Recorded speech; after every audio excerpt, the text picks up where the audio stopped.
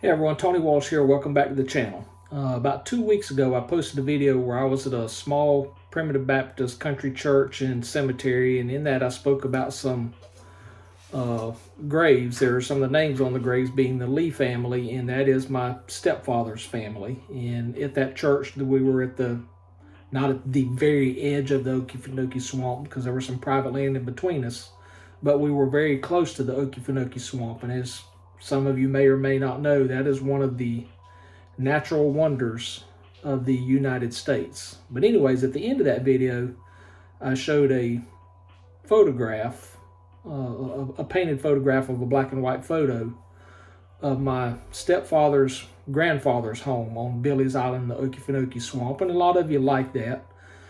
And some of you are like me, you like history. So with that, I'm going to review a book called the Okefinokee Album. And I don't remember the print date off the top of my head, but it's written by Francis Harper and Delma Presley. And it talks a lot about the early inhabitants of the Okefenokee Swamp when people owned land and lived there and raised their families. And you can see I've got a bunch of yellow tabs right here because my stepfather went through this book and wrote notes about the Lee family. Now, several families are mentioned in this book, numerous families, because it's almost like each island out there in the swamp had its own family. So it was really like its own community that people really lived off grid, away from the federal and state governments. A lot of like what we're trying to do now, except we can't escape the federal government like these people could. So I'm gonna review this book in the notes just to show you. And I've got a playlist that called Who We Are, I think, and it started off with maybe it's just got one or two videos on it talking about who Jackie's family was. So I think I'm going to include some of this on the Lee side as part of my family, even though it is my stepfather. You know, he did raise me from the time I was fifth grade from the time I was kindergarten to he died, I think, when I was 20 or 21, and I'm 60 now, so been a long time. And then I wish I would have spent more time listening to what him and Granddaddy Lee had to say, and actually wish I had visited that part of Okefenokee Swamp, because to this day, I still have not visited Billy's Island, where the Lees come from, in the cemetery that's there. But not only this book, I've got another book I'm going to review at some point in time in the next month or two. Plus, I'm also going to start doing some videos about the Okefenokee Swamp, because in our area, there are 3 public entryways. We have the Okefenokee Swamp Park in Waycross, which is real close to me. Then there is the Okefenokee Wildlife Refuge in Folkestone, and I cannot remember the name of that entrance, but that's about 35 miles from me. And then the way to access Billy's Island, the Okefenokee Swamp, is through Clinch County, where I work in Homerville, is Clinch County. The name of that entry point is Stephen Foster State Park. And it's probably, let's see, if it's 35, 40 miles to the hospital in Homerville, Stephen Foster Park is probably 60, 70 miles away. So it's the farthest entry point that is a public entry point. There's some more entry points as well, but that's the 3 that the public has to pay to enter. So with that, let me get turned around and set up, and let's go over this book, because like I say, it's a lot of handwritten notes from my stepfather, and that is what is special to me, and I hope you enjoy it and you get something out of this history lesson. So I'll be right back. Okay, I've got the book set up, and I hope this isn't cocked sideways too much for you. I don't have the fancy camera stands and all that stuff, but I do have it mounted in a way that I don't have to hold the camera. And see, I took the cover off the book because it is on its last leg, the paper cover. And they actually still sell this book, so bad as I hate to buy a new book just for the cover, I don't know what I'm going to do, but you can see my tabs here. And this is starting at the beginning of the book, and as I said, there are several names there. You can see Thrift, Chesser, Mazzell, Cox, Cruz, Davis, Bozeman, Engel. Well, the one I really want to point out to you is this one. Let me find it right here. Harrison Lee. That is my step-grandfather. So actually, when I moved here in January 1st of 1974, my stepfather was retiring from the military, so he and I brought the truck, motorcycles, mini bikes, and some other stuff to Georgia. So I stayed here from January to, I think, March with Grandma and Granddaddy Lee, who I'd never met before. So stayed with pure strangers. But they took me in just like I was one of their own. And so Harrison Lee, and we'll see later in the book, is my step-grandfather. And you can see he played a big part in this book as a young lad, which you will see in future pages. So, like I say, I'm just doing the Lee stuff. So you can see right here is the Okefenokee Swamp in a lot of places. But you can see Billy's Island right here in Billy's Island Lumber Camp. So you can see the island stretched from there to there. And it's closer, Fargo is where Stephen Foster Park is. Remember I told you it's one of the 3 entrances. So Homerville is up here to where Waycross and Blackshear, where I live, is up here. And then the Stephen Foster's in Fargo, but the Okefinokee Wildlife Refuge in Folkestone is over here. So you got a port of entry here, here, and another one here. And I say port of entry, but 3 public entrances. But there are more places to access the swamp throughout. But here's Billy's Island. So this is, what I'm going to focus on today is part of my family history. So you can see this page here where Mr. Harper is just talking about some things. But here at the bottom, he talks about one of his local assistants on Billy's Island at the heart of the swamp wrote this on March 17th, 1917. It says, "Hello, Mr. Francis Harper. I am sending you some hides, 1 crane unmeasured," which you can see how they spelled back then. On the other page, we'll copy Billy's Island boys later. We'll write a longer letter soon. Harrison Lee. So again, that's my step-grandfather writing a letter. And then here, you can see this says a Lee family baptism in Billy's Lake in May of 1921. Remember now, this is full of alligators too. But it says here in my stepfather's handwriting notes, is grandmother Maddie Saunders Lee, which would be here. And then Uncle Farley's wife, which would be Aunt Verdi Lee here.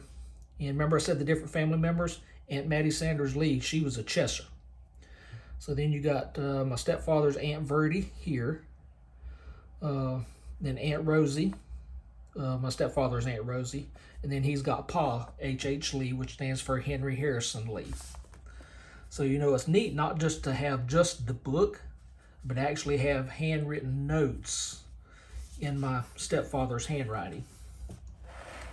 Okay, remember that video from a couple weeks ago? I showed you this picture here up on the wall here in my house. I actually have this picture. It says Jackson Lee's home on Billy's Island.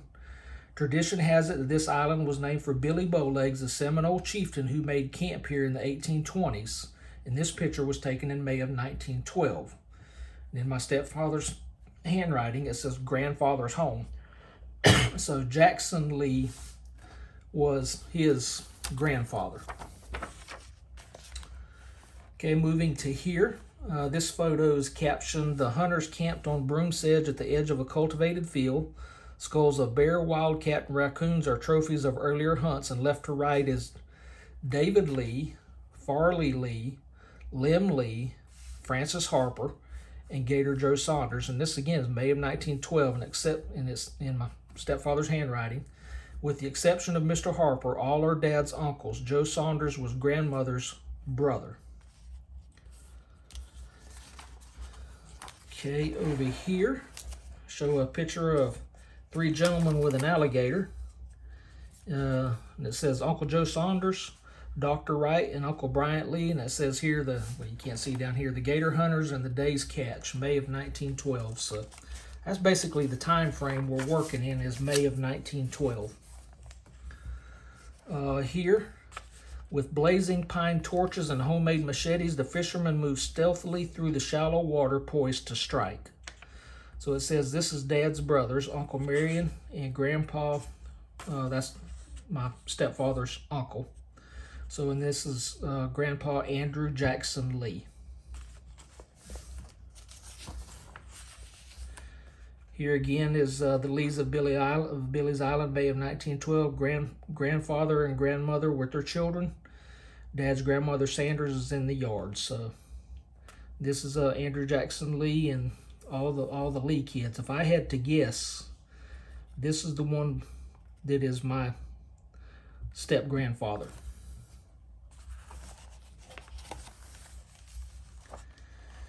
Here, as you saw on the cover of the book, this is my step-grandfather's first cousin, Noah Lee.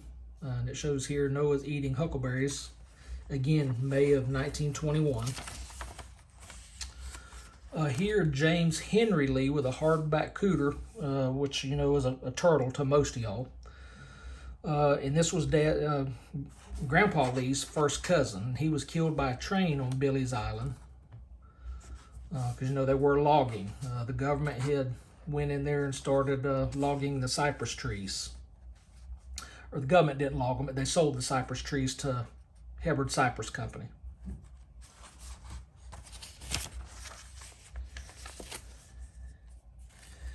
Here is my grandfather, Henry Harrison Lee, sticking his bill in a gator hole at Floyd's Island Prairie in June of 1921. And that's him just getting a drink. He was thirsty, so they just bend over to the swamp water, which is actually, a lot of you have never seen it, but it is actually clear or tea-colored water. Now, this here is not a lead. This says a turpentiner work on Bugaboo Island, but notice how they cut turpentine. Jackie's grandfather, Oliver Rollerson, was a big turpentine farmer in Pierce County way back in the early 1900s. And that's a story for a later date. Okay, here on this picture, it says Dave Farley Lim and Jackson Lee setting off on a hunt in December of 1916. So this was my step-grandfather and his three brothers, or my stepfather's grandfather and three uncles. And then, of course, over here is Farley and David Lee in a camp at Dinner Pond Lake in December of 1916. Okay, and then here is Dave Lee. And over here is Marion Lee going down the St. Mary's River in August of 1921.